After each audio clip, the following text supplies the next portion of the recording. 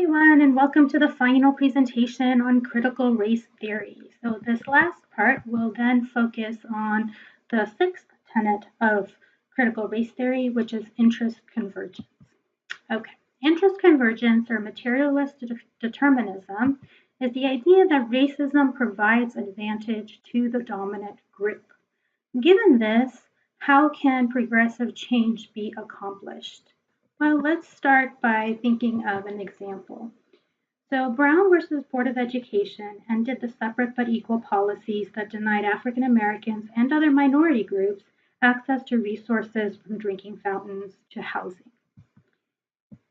So according to Dr. Derek Bell, who put forth the idea of interest convergence, Brown versus Board of Education only passed because it was in the interest of America at that particular time to show the world and the Soviet Union in particular that we supported civil and human rights.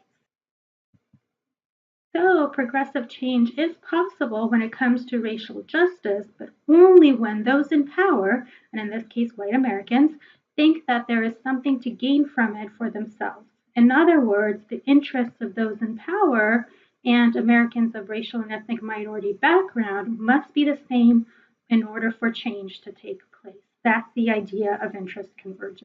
With interest convergence, we can then see that critical race theory not only diagnoses the problem of racial oppression and systemic oppression, but it also indicates what the solution is.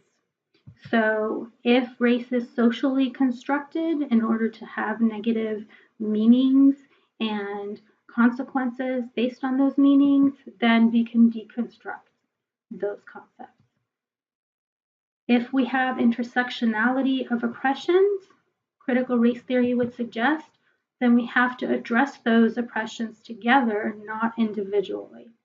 Given that we have endemic racism, then the solution involves addressing structural issues. We cannot